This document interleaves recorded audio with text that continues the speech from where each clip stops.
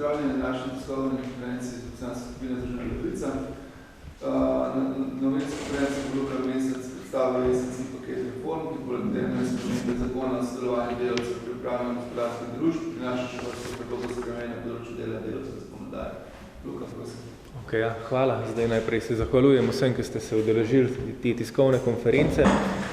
Namen današnje tiskovne konference je v bistvu najaviti prvi paket politik, ki jih bo Združena levica predstavila v novi sezoni. In sicer v tem paketu politik se lotevamo temeljite prenove delavske zakonodaje, ki ima tri glavne namene. Prvi namen je zagotoviti ekonomsko demokracijo, drugi zagotoviti pravično delitev ustvarjenega in pa tretji zagotoviti dostojne plače za vse. Zdaj to smo zapakirali v dva zakonodajna predloga in en dodatek, ki jih bom v nadaljevanju predstavil. Zdaj najprej odpiramo 23 let oziroma 22 let star zakon o sodelovanju delavcev pri upravljanju. Gre za zakon, ki je bil velik dosežek v bistvu organizacij zaposlenih v slovenski tranziciji iz leta 1993, s katerim se je v bistvu uveljavilo v Sloveniji soupravljanje po zgledih iz drugih zahodnoevropskih držav.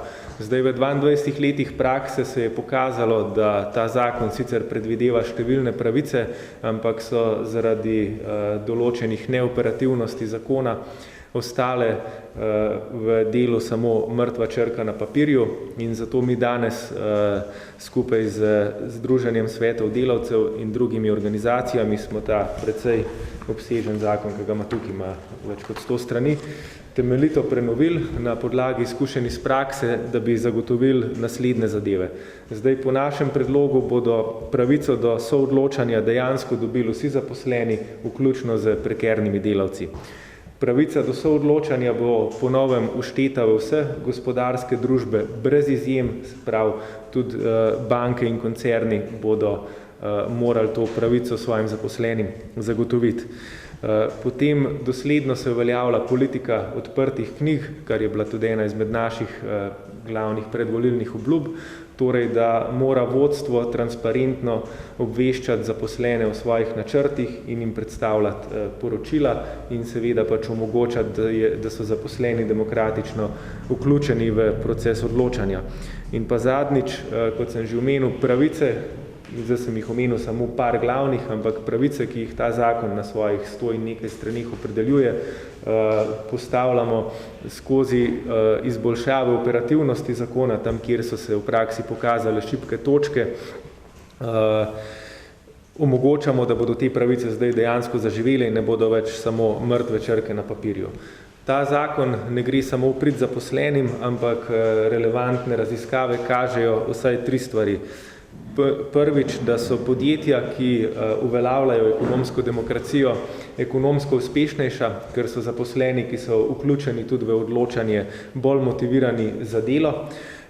In pa dalje, da so ta podjetja zaradi tega bolj transparentno poslujejo, ker morajo zagotavljati pač neke odprte knjige in omogočati delavski nadzor nad poslovanjem in zato tudi bolj stabilna, ker se s tem onemogoča izčrpavanje in prakse, ki smo jih videli pri nas na žalost v zadnjih 20 letih. Skratka, ta zakon o sodelovanju delavcev pri upravljanju, ki je bil in še zdaj je neke vrste delavska ustava, z našim noveliranjem dobiva novo življenje in nov zagon v slovenskem političnem prostoru. Danes ga samo dajemo v razpravo, sicer predloge, ki smo jih pripravili, bomo v smislu in v duhu demokratičnosti zdaj za 45 dni podali v javno razpravo do 1. novembra, da lahko vsi zainteresirani zadevo še pokomentirajo in da skupaj uskladimo in najdemo najboljše možne predloge.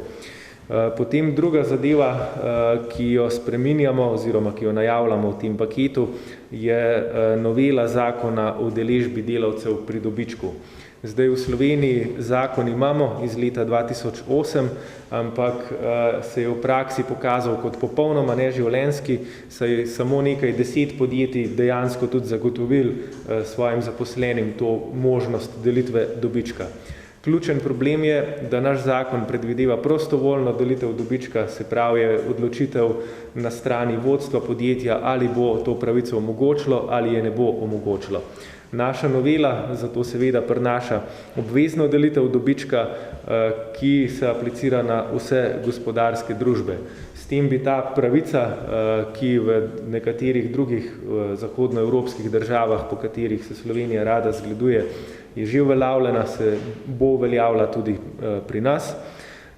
Zdaj pa, če smem samo na kratko to dodati, ta delitev dobička ne pomeni, da je naš namen, da bi zaposleni enostavno dobiček pretvorili v svoje plače, ampak je namen zakona, ki ga snujemo, ravno obraten. In sicer namen tega zakona je, da se dobički ne bi več tako zlahka prelivali v neko luksuzno potrošnjo za lastnike kapitala, kot so se do zdaj, ampak bomo s tem zakonom stimulirali lastnike in podjetja, da dobičke zadržijo znotraj podjetja in da se dobički uporabijo za nadaljne investicije in razvoj.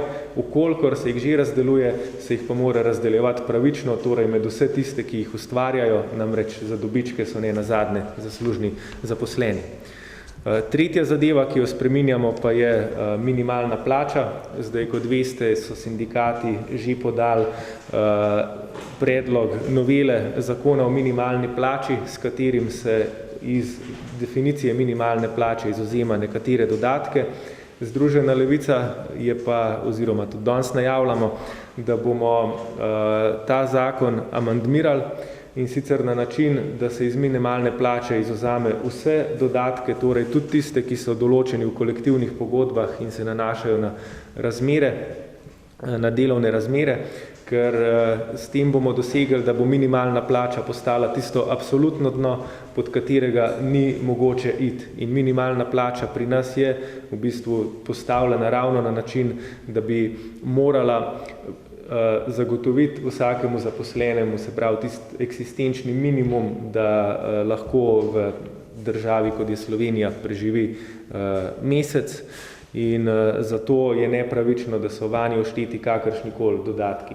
Tako dodatki za nadurno, počitniško, nedeljsko, praznično in tako naprej delo, ki jih sindikati izvzemajo, kot dodatki za razne delovne razmere, ki obstajajo v kolektivnih pogodbah. Skratka, naš amandma na tem področju bo šel v smeri, da se popolnoma izvzame dodatke iz definicije minimalne plače in da ta postane absolutni minimum. Zdaj, kot sem rekel, pač namen teh treh zakonov, se pravi prenove delavske ustave, torej zakona o sodelovanju delavcev pri upravljanju, je zagotoviti ekonomsko demokracijo in dati ekonomski demokraciji kot novi paradigmi nov zagon v slovenskem prostoru. Namen zakona o deležbi delavcev pri dobičku je pravična delitev ustvarjenega in pa stimuliranje podjetij k dolgoročnemu investiranju in razvoju. Namen sprememb minimalne plače pa je dostojno plačilo za vse.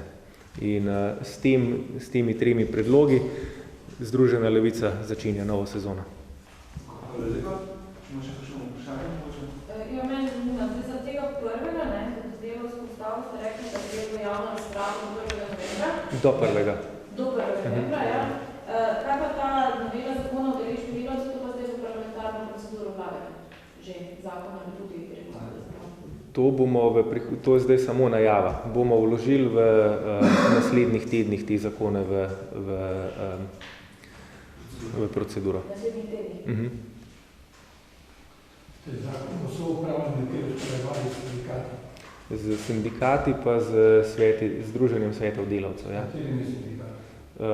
Smo še tukaj v dogovorih z praktično vsemi centralami, ker želimo, kot sem rekel, skozi javno razpravo prideti do zakona, ki bo na podlagi prakse zadnjih 22 let pripeljal do, recimo, temu dejanske uveljavitve pravic, ki so na nek način v zakonu že upoštevane, ampak v praksi niso bile realizirane.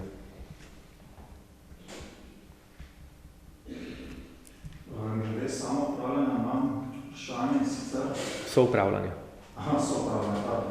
No, vse to se navezuje, ste mogoče ta navdik za to spremembo črpa v samo upravljanje.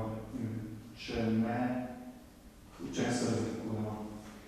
Mislim, soupravljanje, mi imamo obstoječ zakon o sodelovanju delavcev pri upravljanju, ki predvideva soupravljanje podjetij.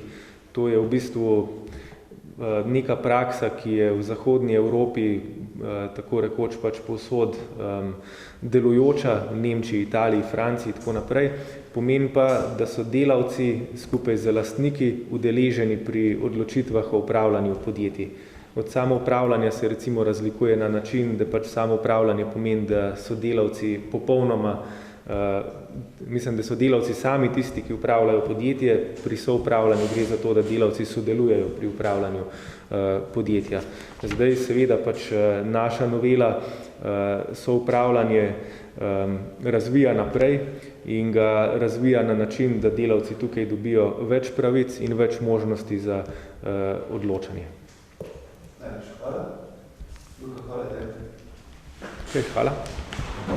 Manjša projekcija, ne gre za novelo, ampak gre